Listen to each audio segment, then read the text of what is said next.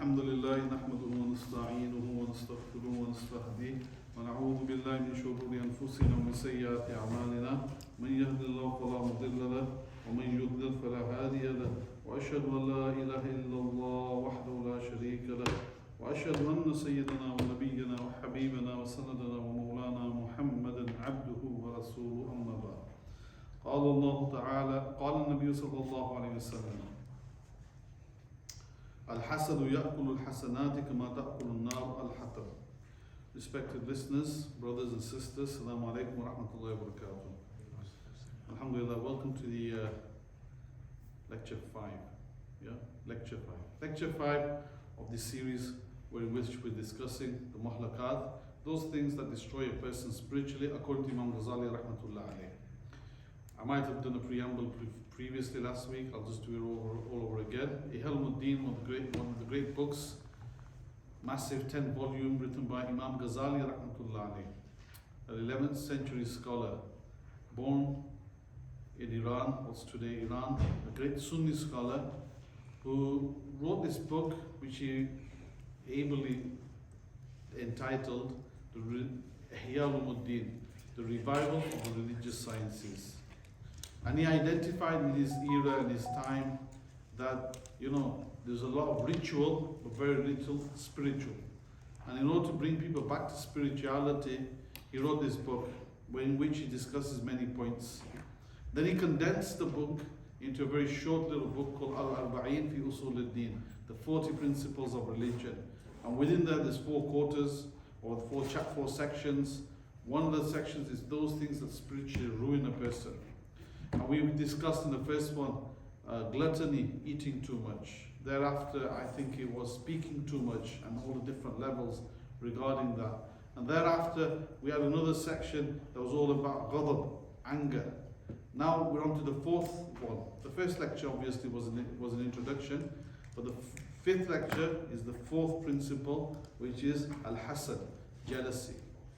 And how jealousy ruins a person spiritually. It's such a subtle little thing. It can easily destroy a person. One of the great mashayikh of the subcontinent, a person who died in the 1940s, Hakim al-Ummah, Mawlana Shaykh Ali Thanwi rahmatullah alayh, he mentions and he defines hasad. They call him, the title that he was often referred to was as Hakim al-Ummah, the sage or the physician of the Ummah. Obviously, he wasn't a medical physician. He wasn't a doctor that could ilaj or cure people in terms of their physical ailments through different various medicines, but rather, or types of medicines. But he was actually a physician in the sense that he was a spiritual doctor. And he defined hasad as, hasad is to be displeased with another's good position and to wish for its elimination. This is jealousy. This is what you call jealousy. So hasad is to be displeased with another's good position and to wish for its elimination. So 2 things, double thing. You're unhappy with the other person having maybe some nice clothes, a nice house, a nice job, nice family, going on a nice holiday, going out to eat in a nice place. But at the same time, you also want it to be eliminated from that person. And Imam Hakim al-Ummah, Mawlana Shaykh Ali Thanwi rahmatullah alayh, he says that there are 3 levels to this. Number 1, the natural human quality or a feeling. Because you know what? We all have some sort of feeling within us, which isn't correct. Our religion doesn't say that we're walking, talking farishta, or we're walking, talking angels. But rather we should be in a struggle to challenge our nafs. And where our nafs is leading us away from what is correct, we try and bring it back. If we fall down and we slip, then we climb back up. We get back onto the path. We're nowadays born a farishta, an angel. We can't, it's not, that's why we are insan, that's why we're human beings. So the actual feeling of feeling jealousy, it comes into your heart. You dislike something. But do you act upon it? No, you don't. You just get the feeling in your heart. It's just a feeling, a sense. You don't let it burn away inside you. You're excused. as long as you don't act upon it. The second stage is acting according to this feeling. So you feel something, but then rather than diverting your attention away from what's haram, i.e. acting on it, you actually act upon it. And you start plotting, conniving, Machiavellian. Yeah, you become Machiavellian in the way you operate. And you start plotting and doing things in order to rub the other person up the wrong way, in order to maneuver them out of the situation. A person's a sinner for this. You become sinful for this. To get the feeling, it happens, it's natural, you know. But you tackle yourself. You don't focus on it. You're excused. But at the same time, if a situation arises that you start acting upon the jealousy, yeah, and that bitterness starts fermenting inside you, you act upon it, then you're a sinner on this. And then the third stage is that you get the feeling, yeah, but then you oppose the demands of the jealousy, yeah. You don't just ignore it, but you oppose it. You go against it. You do what's contrary to it. So that person who you're jealous of, you actually send them a gift, for example. You say nice things to them. You pray for them. You make dua for them. The dua that's accepted for another person, asra'u ijabatan, it comes in the hadith that the dua that's hastily accepted for another person, yeah, is a dua that's made for another person behind their back. A positive dua. You make dua for them. In fact, you could even read the Quran for them. Or you could do a bit of dhikr for them. Maybe give £1 in sadaqah and charity and make intention to send the ajr and the thawab to that person. Yeah? That's ilaj, that's curing it as well. You'll be, if you were to act upon it like this, if you were to oppose the jealousy and then act like this, then inshallah ta'ala you'll be rewarded for this as well. So these are three things that Imam Maulana Ashraf Ali Thanwi rahmatullah alayhi mentions. Now, Imam Ghazali, going back to the actual book, he mentions a few hadith, and I'll explain to you what he says. That Nabi Kareem sallallahu alayhi wa sallam said, Al-hasadu ya'kulu hasanat kama ta'kulu nar al-hatab. That jealousy eats and it devours the pious deeds of a person, yeah, in the way fire devours dry wood. So you know, you got dry wood there, I mean it's difficult to understand, but if you got dry wood there, you check a match, the fire will just consume it straight away. In the same way, we carry out pious deeds throughout our lives. Yeah? I don't know if it's maqbool or accepted in the eyes of Allah Almighty, that's something else altogether. We go through the ritual. Whether it's accepted in the eyes of Allah is a secondary matter. But the pious deeds, if they're accepted by being jealous and being jealous of other people, you're actually forcing or you're causing your pious deeds to be consumed in the way the fire consumes dry wood. You know, one of the mashaykh, he once said that, you know, Allah Almighty says that carry out deeds and pious actions. But there's also another requisite for that as well. That when you carry out pious deeds, also live your life in a way that you're able to take those pious deeds with you to Allah Almighty. Why? Because Nabi Kareem sallallahu alaihi wasallam says in the hadith, it's not mentioned here, but I'll just mention it, that he asked his companions, who is the muflis, who is the bankrupt person? And they said the person who doesn't have any money. He's got no capital. Yeah? He applies for a loan, he can't get one. His credit scoring is 0. Yeah? Is this the person who's bankrupt? No, the bankrupt is the person who comes on the day of judgment and he's got a mountain full of pious deeds. But because he took the haqq of another person, and it could be that he took his money off them, or it could have been that he swore at them, or he plotted behind them, or he had ill thoughts about them, and he acted upon those ill thoughts, and he was carrying out a lot of conniving stuff behind the person, then he'll have to pay with the currency that's current on that day. And the currency on that day won't be pounds, riyals, dirhams, dinars, francs, dollars. It will be actual deeds, pious deeds. And when the pious deeds finish, then you'll be given their evil deeds. So one of the Mashaykh, he says that Allah Almighty says, carry out pious deeds. But he also says, take your pious deeds with you. Protect them. Protect your pious deeds. My dad used to say, it's not about how much you earn, it's about how much you save. And how much you're able to utilize that money that you receive with barakah in pious things. So likewise, when it comes to our actions and our deeds, it's not about how much we actually earn or how much we accumulate. It's about how well we protect it for the day of judgment. It comes in another hadith, he says, ثلاث لا ينجو منهن أحد الظن والطيرة والحسد وسأحدثكم بالمخرج من ذلك إذا ظننت فلا تحقق وإذا تطيرت فامضي وإذا حسدت فلا تبغي. These are three things from which nobody is saved from. One is speculation, الظن. You know, he thinks, is Mahfuz thinking bad about me? Or is Muhammad thinking bad about me? You know? Speculation. Second thing, at-tiyaratu, any taking an evil omen or a foreboding, a negative one. You know, people, you know, what do you call it? Crystal balls and all the rest of it, or checking the stars and stuff like that. Yeah. Well, hasad. The third thing is hasad, jealousy. وَسُوَحَدِّثُكُمْ, I shall tell you how to get out of that. إِذَا ظَنَنْتَ فَلَا تَحَكِّمْ. When you start speculating, start getting doubts about other people, don't pay attention to it. Don't try and verify it. Just leave it, let it be. وَإِذَا تَطَيَّرْتَ فَمْضِي. And if an occasion comes to take a bad omen, just let it pass. Don't focus on it. وَإِذَا حَسَدْتَ. And when you become jealous, فَلَا تَبْغِي. Then don't transgress. Don't act upon it. Ignore it. وقال عليه الصلاة والسلام دب إليكم داء الأمم قبلكم. The illness of the ummahs that came before you shall be spread before you. The illness that came amongst the ummah before you shall spread in front of you. And he said, what is it? Al-hasad wal-baghda'u wal-baghdatu hiya al-haliqa. Al-hasad, jealousy. Jealousy. Families break. Families break. Organizations break. Yeah?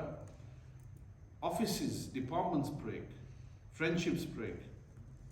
Husbands and wives, they can easily break. Relationships breaks.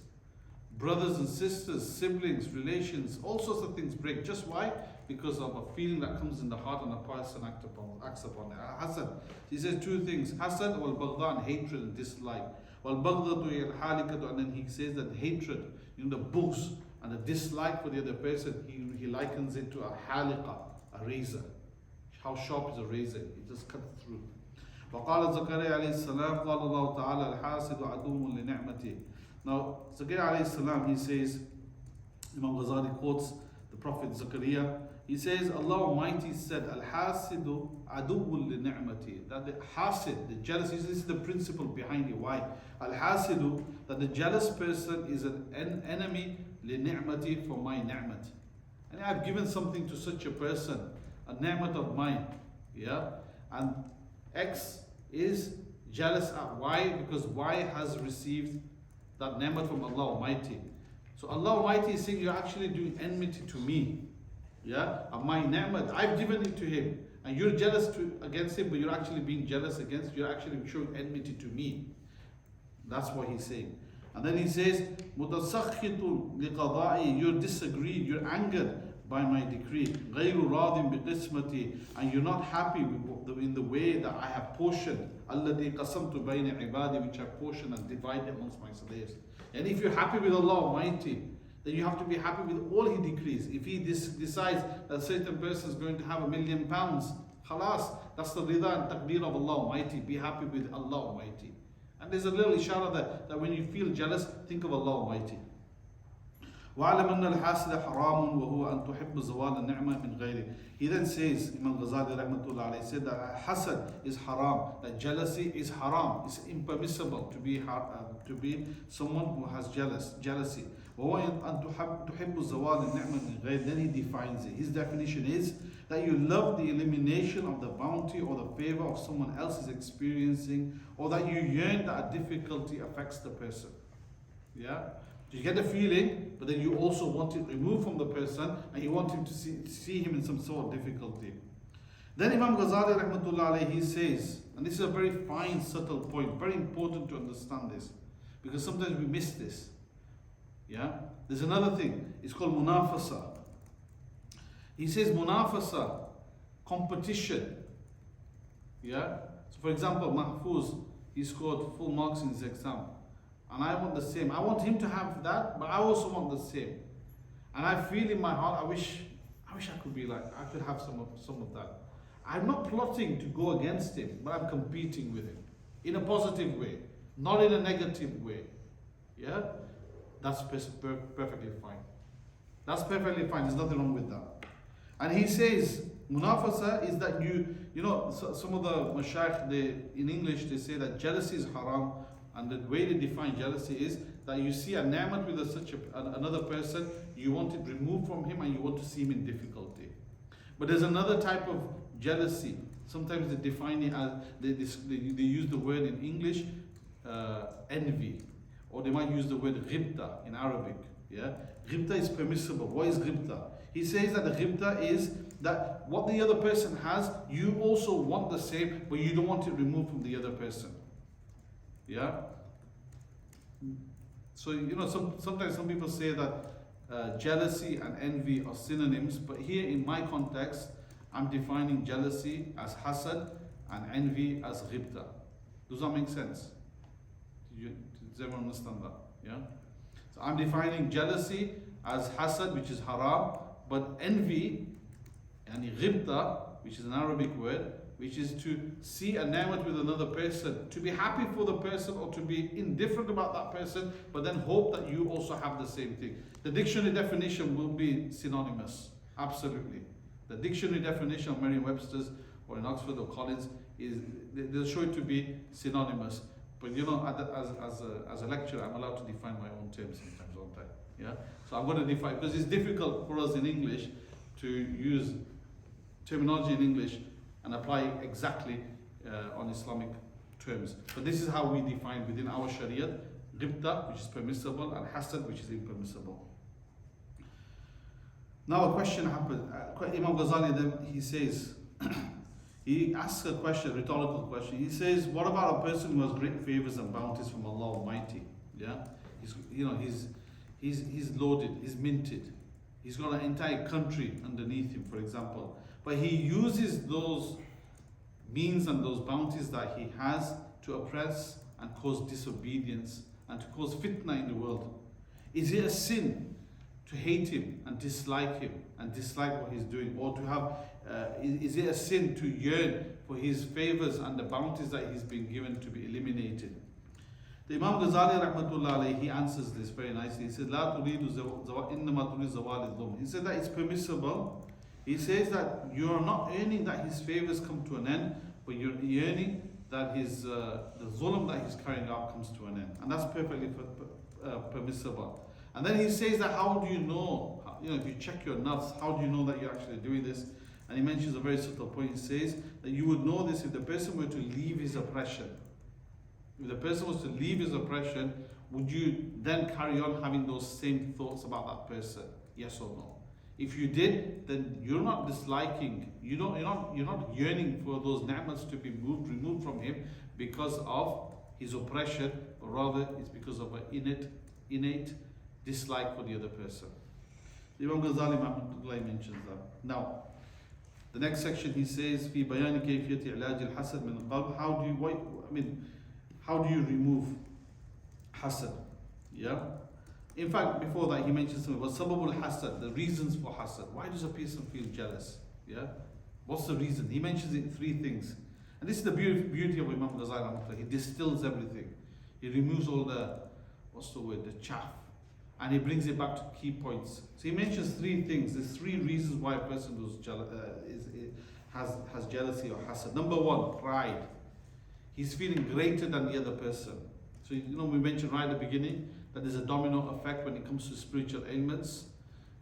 One kicks in, another comes, and another comes, and it's like they all come together. Why? Because there's a lot of them are interconnected. So likewise, one of the reasons is pride. Yeah, he feels he's better than the other person. I saw that guy in his nappy once upon a time. How can he be driving that Porsche? It just cannot happen. He's got a 1st-class degree, and now he's got a scholarship for Cambridge to a master's and a PhD. Wow, how did he manage that? I remember the guy couldn't even string a sentence together when he used to be on the street corner in Frenchwood. You know what I mean? Yeah. So pride, he thinks he's better. Number 2, enmity. Adawat, dushmani, enmity. Number 3, evil of the ego. The guy's nafs is corrupt. The 3rd thing, evil of the ego. The nafs is corrupt. The person is stingy with the favors of Allah Almighty. This is how Imam Ghazali says. Whatever a person has is a favor from Allah Almighty, and he's exercising stinginess in regards to that. And he's stingy with the ni'mat of Allah, which Allah has through His divine decree given to another person. So these are the three things. The Imam Ghazali rahmatullah alayhi, he mentions, that the first sin on the earth and the heavens, the first sin on the earth and the heavens was, some ulama say, jealousy. Some ulama write that the first sin committed in heaven was due to Hasad, shaitan. He was given a command with the angels. And we know the story of shaitan. That shaitan was a very pious jinn who was elevated into the court of Allah Almighty due to his worship. There's no place on earth, they say, where shaitan did not do prostration and sajda in front of Allah Almighty. 1,000 years he did ibadat of Allah Almighty. And then when Allah Almighty, through His divine intervention and His divine wisdom, created from clay Bani Adam, or Adam alayhi salam, and He gave him knowledge, and He said that he was superior, insan is superior than jinn, and insan is superior than the angels. You must prostrate to him. And the angels fell down. Kharru raki'un. Is that right? Hafizah. They all fell down in prostration. I'm not Hafiz, that's why I struggle sometimes. I make a mistake. They all fell down in prostration. But there's one person, he said, no, I'm not prostrating. And he started doing dalil, or he started presenting an argument to the contrary. He says to Allah Almighty, khalaqtahum min deen wa khalaqtani min nar. I'm better than him. Why? Because you created him from soil. Remember we mentioned yesterday, last week, we said that when a person gets angry, shaitan comes on top of him. And the way to remove the anger is to change his position. Drink water to extinguish the fire. And if you're standing, sit down. If you're sitting down, lie down. Bring your face to the ground. Why? The ground is humble. The ground is inherently humble. So shaitan, he says that you created me from fire, you created him from soil, earth. I'm greater than him. And then they said, so some of the ulama say that this is what happened. Some of the ulama also say that the first sin that was committed on the earth as well was a sin of the killing of Habil, of his brother Qabil. Habil killed Qabil. And they say that it was hasad, it was jealousy. Why? Because the hukum was that when Adam alayhi salam, and from him was created Hawa, and they had the first set of twins, a male and a female, and the rule was that in order to create the ummah of Prophet Muhammad, the ummah of Adam alayhi salam and all the prophets that was to come after them, that the twins, one would be a male, female, they would be married with the next set of twins. So the male from the first set with the female of the second, and vice versa. And Habil turns around and he says that, why are you making me marry such a person? Because she's beautiful, I want to marry. I don't want to marry her, she's not so pretty, I want to marry the other one. And because he disliked him, in the end, it's a long story, he committed a crime, he killed his brother. In fact, some of the ulama say that when he killed his brother, Adam alayhi salam, he wasn't at the place, he wasn't there at that venue. He wasn't at the place where the murder took place. And Adam alayhi salam was actually in Makkah. And he found the water from the sea. He was thirsty, so he picked up some water to drink, and the water became salty. He went to some fruit to put, and he noticed some thorns in the plants. And then he turned to Allah Almighty and he says, and he'd never seen this salty water up to that point on earth. He'd never seen thorns. And he prayed to Allah Almighty, saying that what sin have we committed that this water on earth has turned salty, and the plants, the fruit plants, are now have thorns inside them. And he said that then he realized that he was inspired that sin has been committed, that the murder of his sons taken place. So this was Hasad. Hasad was the root of one of the greatest sins that took place, which was murder. Imam Ghazali rahmatullah alayhi says that indeed jealousy min amrad al-ardima lil-qalb is one of the greatest illnesses of the heart. وَمَرَضُ الْقَلْبِ لَا يُدَاوَى إِلَّا بِمَعْجُونِ الْعِلْمِ وَالْعَمَلِ. And he says that in order to cure this illness, you need a dawa, you need some sort of medicine. And the medicine is a mixture, he says, of ilm and amal. That certain things, a mindset, a person needs to change his mindset. He needs to keep in mind certain things. And at the same time, he needs to carry out a few actions as well. And when both these two come together, then a ma'jun is created, a type of a mixture is created, a portion is created that he can drink, and then he's able to cure himself. So he says, and I'm going to run through this very quickly. He says when it comes to the knowledge or the mindset, there's three things he needs to do. Number one, he needs to realize that he's actually harming himself in his deen. He's harming himself in his deen. Number two, he's harming himself in his dunya. And number three, he isn't harming the person he's jealous against. Yeah, he's actually harming himself. So how does he harm himself in his deen? Imam Ghazali rahmatullah alayhi says that the way he's harming himself in his deen is that as he's carrying out hasad and he's plotting against his other person, he's biting away at his pious actions. So he's making his pious actions completely void. And at the same time, he's also presenting himself to the displeasure of Allah Almighty. So he's harming his deen in that way. Why is this? Because when he's jealous of the other person, he's actually unhappy with the decree of Allah Almighty. And when he's unhappy with the decree of Allah Almighty, he's being stingy with the favors of Allah Almighty. And Allah Almighty has given to his slaves as he sees fit. And this means that there's a deficiency in his religion. And that's why when a person is jealous, he needs to come to realize that he's actually negatively harming his deen. That's number one. Number two, he's harming himself in his dunya. How does he harm himself in the dunya? So the subject of the jealousy, the person, the perpetrator, he remains in perpetual sorrow. He's burning inside. Yeah, he can't even sleep at night. He can't even eat properly. If he walks down that particular street and he comes across the other person, he sees him in the masjid, he might see him in the library, he might see him in the cafe, he might see him in town, he might see him at Deep Little Rita Park, whatever, I don't know, right? He's just going to burn inside. That evening he's going out, or she's going out for a meal, and they see their nemesis on the other side of the restaurant, yeah? That's it, the whole night's ruined, yeah? And she's going to come back, or he's going to come back thinking, oh, what a horrible place. What a horrible night. You're supposed to be, you were there to create memories. Instead of creating memories, you're actually creating, you're being jealous and you're feeling bad about it. So you remain in perpetual sorrow. That's how you're harming yourself in dunya. Number two, this is something that his enemy wants him to experience. Yeah?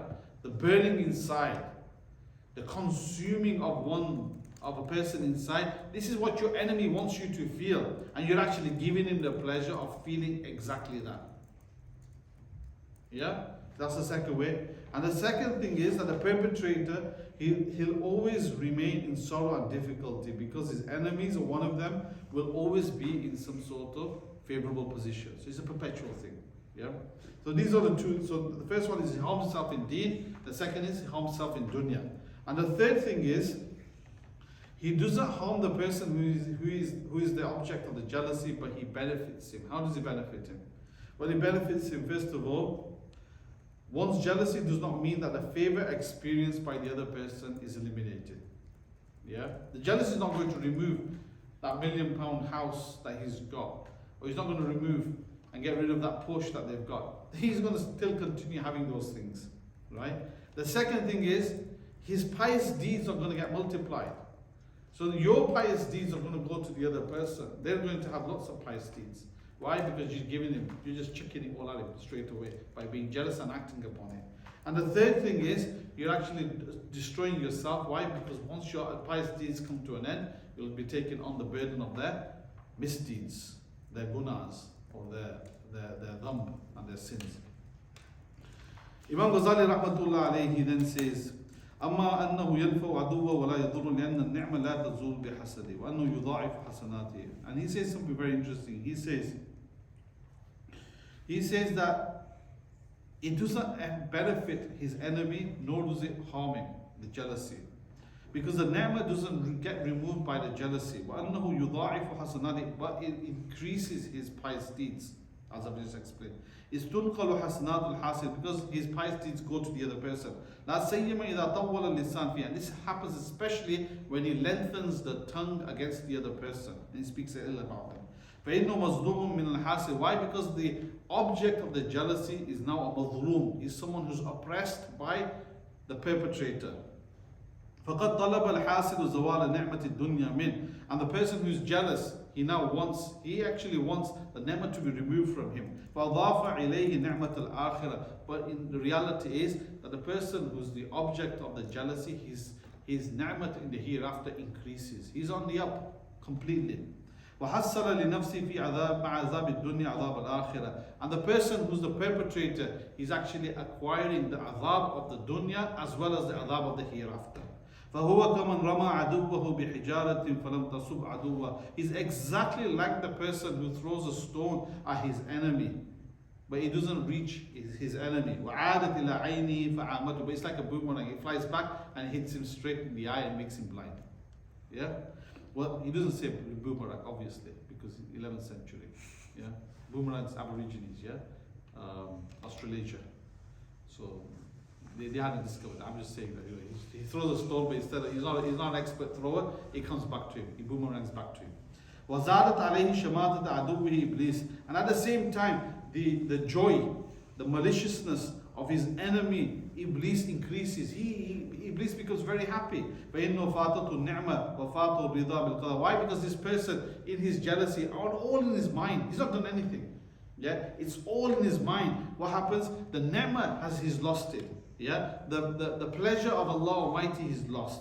وَلَوْ رَضِيَ بِهِ لَكَانَ فِيهِ ثَوَابٌ. And if he was just to remain silent and be happy with the fact that my nemesis has got some ni'mah, alhamdulillah, let him have it. In fact, you know what? I'm going to pray 3 quls and I'm going to give the sawab to him as well. And every morning, every time I remember this person, I'm going to pray 3 quls for this person.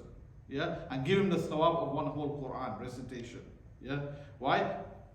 By doing so, you're actually increasing his sawab and you're actually extinguishing the feeling of jealousy from you. لا سيما إذا حسد على العلم والورع فإن محب العلم يعظم ثوابه. And then he says وأما العمل. Then Imam Ghazali rahmatullah alayhi says that when it comes to actual curing the person from actions, what should he do? The amali cure is to know the ruling of hasad and what it entails in terms of speech and action, and to oppose it and to carry out actions to the contrary. So when you feel jealous about a person, realize what is jealousy, the 3 stages of jealousy that we've mentioned, and then at the same time don't act upon it, but rather do something to the contrary. Buy them lunch at Iceberg, wherever. I don't know. What's that place called? That dessert place, Heavenly Dessert. And what's the other one? Holti. I don't know. What's it called again? Dolce. My kids go there, but I just can't get my tongue around it. Anyway, so buy them a meal, make them feel happy. He should praise the object of the jealousy. So like for example, I feel jealous of such a person, I should praise them in public. Mahfouz, great guy. I'm not feeling jealous, I'm just mentioning him as an example. Yeah, he should praise the object of the person who is jealous of. Express happiness at the bounties being given and be humble in front of him. Yeah, and then he'll also at the same time need to oppose his nafs in order to do this. Hakim ul-Ummah Mullah Shabtani rahmatullah mentions, even if his nafs dislikes, he needs to still force himself to say some nice things to this other person. At times he should send him a gift. If he meets him, then praise him, honor him. Be first in making salam, be humble to the person. Treat him as someone important. In this way, the object, the person who you feel jealous against, will become his friend, and the jealousy will slowly disappear. And you'll be rewarded for tackling your nafs. Yeah. He also says they'll become friends. The object of the jealousy will be the person who is jealous against will become a close friend of his. In another place he says, make dua for the person. Make dua for him and pray for him that Allah Almighty grants him the best. And then the person will be saved from the pain. And then Allah Almighty, He says in the Quran al-Kareem, "Idfa' billati ahsan fa idha alladhi baynaka wa baynahu adawatun ka'annahu waliyyun hamim." That respond in a way that's the best. Respond in a way that's the best. For the person between you and him in which there was enmity, it could be very possible that slowly they could become like very close friends. So how can you be safeguarded from the sin of hasad? We're going to wrap up now very quickly, inshallah. So in this section, Imam Ghazali mentions that perhaps your nafs doesn't obey you in treating equally your enemy and your friend. Rather, you dislike anything bad happening to your friend, yeah, but not your enemy. And you love that your friend has a good thing happen to them, but not to your enemy. So he says, Imam Ghazali, he's a realistic person. He's pragmatic. Our deen is pragmatic. Sometimes you do get the feeling inside you, and then you've got a person who you have an issue with, yeah. You don't plot against them, but you can avoid them. Stay away from them. Pray for them. Send them a gift. Maybe you can mend ties, but maybe you can't. Imam Ghazali then says, you're not bound to do that which you're not able to do. Yeah? If you have a feeling and you know that someone's an enemy of mine, I need to avoid him in order to avoid his shar and the evilness within him. He says that what Imam Ghazali mentions is that you're only bound to do that which is in your ability. That's which isn't in your ability, you're not bound to do. And this can be done in two ways. So number one, he says, do not express the jealousy through your tongue, through your limbs, your involuntary actions, but rather oppose them. He says, you dislike your nafs in its love of the elimination of the favor of Allah from anyone, and if the dislike is due to religious motivation, then there is no sin. And he says that you cannot change your temperament and attitude. So what does this dislike look like? If you were to remove the favor and bounty from the person, then you would not action it. And if you were able to assist in that favor, remaining with that person for even longer or increasing it, then you would. Anyway, basically, what I'm going to say is, Imam Ghazali Rahmatullah goes into a bit of a convoluted discussion there, which is very interesting. But, at the end of the day, if I was to go through that entire section, it's about nearly a page, it becomes very complicated. So I'm going to go back and explain to you something that I mentioned right at the beginning. That there's 3 stages of jealousy. And this is the takeaway from today's lesson, inshallah. There's 3 stages of jealousy. Number 1, the natural human temperament to be jealous or have a feeling that comes inside a person's heart. Yeah? But you don't act upon it. Allah Almighty doesn't take hold of you for that. Rather, you oppose it. Now, if you were to act upon it, then you're sinful. But if you were to oppose it, yeah, through your mindset and also through your actions. And how do you oppose it by mindset?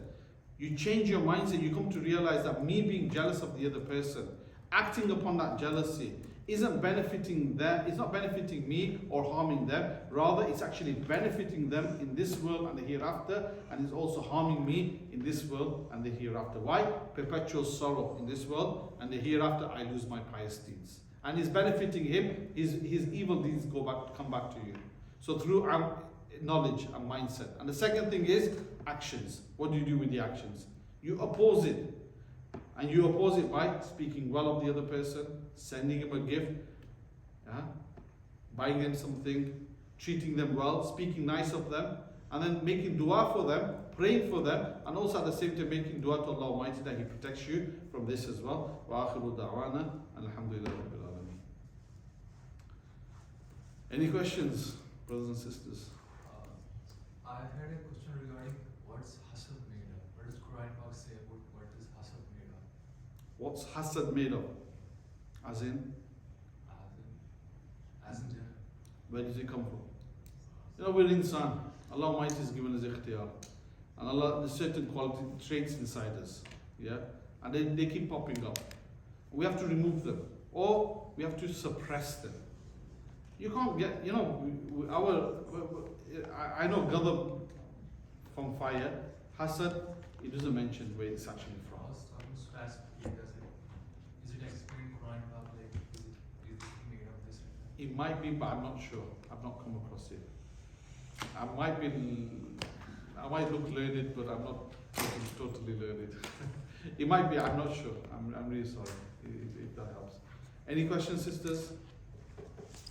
So anyway, so this is the last lecture. I'm sorry, has it gone on a little bit? It might have. Oh, yes. Jazakallah. So this is the last lecture for the time being. Maybe next year, I think after Ramadan, there's a number of, you guys got exams and stuff. So after that, no one's going to be around. So maybe in September, October, we'll see, inshallah, how things pan out. But it's been really nice speaking to everyone. I'd just like to mention something that goes back right to the first point. That Imam Ghazali rahmatullah alayhi mentions 10 points here. We've only covered 4. The first lecture was all on the life of Imam Ghazali rahmatullah alayhi. But he's got a section right at the end. If you give me a few minutes, I'll quickly find the section at the end and just mention it very briefly. What Imam Ghazali rahmatullah alayhi, he mentions after the 10th point, which is really interesting. He says that, you know, at the end of the day, fundamentally, a person needs to remove or suppress the negative traits and bring in the positive traits. And Allah Almighty in the Quran Kareem, He mentioned what Shamsi wa Duha, He takes oath on the 7 things, and after that He says that success for the person who purifies the self. Now people will say to me, Maulana, you know, you went through all the different sections and you explained how to remove it and how to bring in the positive traits. That's right. But the whole point of these lectures is simply to give you a taster. That, you know, there's also another aspect of our deen beyond the rituals aspects. No, it's not just about wearing Islamic clothing, going for Hajj, Zakat, Sadaqah, but bringing the spirituality into our religion, having the connection to Allah Almighty. And some of the Mashayikh, they say that, you know, in the books of Sufism, it says that in the early days, the Mashayikh, you would go to a Sheikh and you'd learn how to purify yourself. They put you on a program, very simple program, according to your capability. Yeah. So you go to a Sheikh. Sisters are able to do that as well, not face to face, but behind parda, or now it's easier remotely, but with the knowledge of the mahram. Gentlemen are also able to do that. And then what happens is the Sheikh in them days, they would spend many years picking out all these negative traits through spiritual exercises, yeah, breaking their nafs, lack of sleep, humble clothing, humble dress, sleeping not so much. And once all these different ailments have been rectified or remedied, then they put him onto a zikr program. But our mashayikh in the later days, they say that, you know, it's difficult for people to actually go through that or go through that rigor of those days. So they adapted the system in a slightly different way. And what they do is you go to the sheikh, and the sheikh would then put you on a zikr program first. And then at the same time, as the zikr program increases and your heart becomes full, you know, if I was to take a glass of Coke, and I put a glass of Coke there, and there's a tray there, it's black, and I get a jug of water, and I pour the water inside the full cup of Coke, then it'll dilute the Coke, and the Coke will start overflowing. And I'll keep on flowing it bit by bit by bit, until what happens is that the vessel, the cup, becomes full of clean, pristine water. Why? Because the Coke's all become diluted, it's overflown, and it's gone into the tray. Yeah. So if you look at the heart itself, the heart becomes black with sins. But then how do you purify the heart? So one way is to do the ilaj, as was mentioned. At the same time, going on to a zikr program, bringing in a bit of zikr into your lives. Yeah. A bit of zikr, just a little bit every day, and building that capability and ability in a person. It's like going to the gym, for example. We walk straight into the gym, and you tell me to pick up, like, you know, bench press. What's high level of bench press? 95 kilograms, yeah, chest, yeah, bench press. You won't be able to do it. Why? Because you've not been going regular. But what you need to do is you go in, you do a bit of cardio, 25-30 minutes. You build your stamina. You need to make sure that happens all the time. You do your stretching. Then you start off with low weights, and then as time progresses, you change your diet. You build up the ability. Rome wasn't built in one day. And then 6 months down the line, if you watch what you're eating, you're going regular, you're exercising, you're not overdoing it right at the beginning, but you're doing it gradually, then, you know, you'll be cut up and you'll be looking like, I don't know, whoever, yeah? Arnold Schwarzenegger. He's an old guy now, yeah? But you'll be cutting yourself up. So likewise, the heart is exactly the same. The heart becomes black. It becomes dirty. Sometimes we slip, sometimes we're on a high, we got to get back up. So the sheikh, you go to the sheikh then he'll listen to the issues, put you on a zikr program, bit by bit, you work on things, and you might come back and say, you know, what about this? And you can weed out those illnesses, and then slowly, if you stick to it properly, and with the fadl of Allah Almighty, not the sheikh is just a guy, he's like a teacher. Yeah, it's cumulative learning, that's all it is. But then, with the fadl of Allah Almighty and the barakah of the deen and the teachings and the dhikr, and the person slowly is able to rectify themselves and draw close. And this is the easiest way to do it. And at the end of the day, we mentioned right at the beginning, that when it comes to removing the spiritual illnesses, it's wajib upon every single individual. Bringing the spirituality and the connection, the ruhaniyat in the deen, into everyone's life is compulsory on every single individual. So we should try and make some effort towards that. I'll be disappearing 4 weeks of Ramadan, and then, we need to realize what is it that we're doing today that's better than yesterday. And every day should be a better one. So inshallah, if anyone's got any questions on that, feel free to ask. I hope it's been useful. Any questions, brothers, sisters? G. Maybe just a couple of points on how we can prepare ourselves over the next couple of days before Ramadan begins. Yeah, absolutely. So I think your Ramadan should be better than not the days outside Ramadan. Yeah, your Ramadan should be better than your days outside Ramadan. The fara'id you should do, which is fasting. Yeah, pray your salah. The tarawih is there. Bring that in. If you read the Quran already, read a bit more. If you don't read the Quran, pick it up and read it, even a little bit. Right? Try and spend time in the masjids with the mashayikh, in the community. And one thing, if carrying out lots of ibadat can be difficult. Yeah. Some people, they go through a process, alhamdulillah, they're able to do it. Or other people, they're not able to do it. They just do it bit by bit. And it takes time. But one thing that we can all do is, and we can all be mindful of, is abstaining from sins. And the biggest sin in Ramadan, the biggest sin is a sin of the tongue. Because it's a tongue, you're talking too much. If you talk too much, then you talk about this person and that person, and then the conversation convolutes and moves into other things, and then it can fester into other things. So if a person just controls their tongue, and we just did that, inshallah we can have a beneficial Ramadan. And the idea of Ramadan, what is the idea of Ramadan? لَعَلَّكُمْ تَتَّقُونَ. But the purpose is, like sometimes you see when you're at school and what's the purpose of fasting? So the purpose of fasting is so that we feel the hunger of the poor people, and then so you get a bit of feeling. That's a wisdom behind it. But the reason why Allah mentions it in the Quran Kareem is they don't feel hunger at iftar time, definitely not. But because at iftar time they probably eat better than anyone else. But the fact is, the reason why we fast in Ramadan and the whole process of Ramadan is to purify the self and to acquire taqwa, لَعَلَّكُمْ تَتَّقُونَ, to gain taqwa and to purify ourselves. And the best way to do that is doing the fast properly, being rigorous in it, and connecting oneself. And I would say, I'm probably being a little bit biased, because I think connecting oneself to a sheikh and a tariqat, going on to a zikr program, and don't think, zikr and bayat and sheikhs and all these things is for the pious people. No, the reason why they go there is to become pious. It's not for the pious people. If they were pious, they wouldn't go to the sheikh. The reason why you go to a sheikh and you go on the zikr program is to gain the piety and to build yourself up. It's like going to the gym. You don't just jump in straight away and come back out with a six-pack.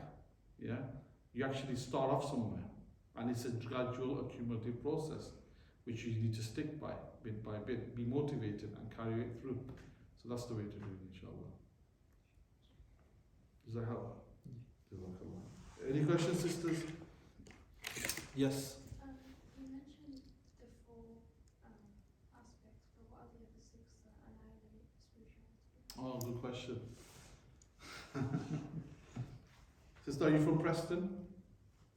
No, from Loughborough. So what you do is, Mahfouz, to be honest with you, I've already delivered these 10 lectures, 11 lectures, or I think it was 12 lectures, for the Jami Mosque in Preston. So if you go onto their website, and you might be able to check on your phone now, I think it's Jamia, Jamea, Preston, and if you go to the YouTube channel, under live, you might be able to find the 10, 12 lectures. So you can listen to the other 6 there. But I'll tell you what they are anyway, because you've asked. Sorry, I asked you where you were from, because then you'll understand which masjid website it's on. Right. So, the الأصل الخامس في البخل والحب المال. So the fourth one is hasad. So, well, I'll tell you what. The first one is shari al-ta'am, which is gluttony. The second is speaking too much. We had a quite lengthy lecture on that. The third was ghadab, anger. The fourth is hasad. The fifth is bukhl wa hubbul mal, stinginess and the love of wealth. Yeah? What did you say? Stinginess and love of wealth. And then the sixth is ra'una wa hubbul jah. Ra'una means to be overbearing. You know, you get some people that like to overbear other people. Wa hubbul jah, and love of status. Is that like controlling? You said overbearing. Dominating. Yeah. Domineering. Yeah. Asl sabi fi hubb dunya. The seventh lecture, the seventh one is hubb dunya, love of the world. Okay. The eighth is kibr, pride. Number 9 is ujub, ostentation, to love oneself. Yeah, really like oneself. And also ashir, and the 10th is riya, showing off. Sorry, riya is actually ostentation, and ujub is self-praise and loving oneself. And then after that, he's got khatma, fi majami al-akhlaq wa mawaqi al-ghurur fiha. Then he's got the conclusion after that. So those are the 10th. And then he's got after that al-qism al-rabi fi al-akhlaq al-mahmuda wa aydan ashrat usul. Then he's got the 4th part, which is the 10 praiseworthy traits that a person should inculcate within themselves. Okay? Any other questions, sisters? Jazakallah khair. No problem.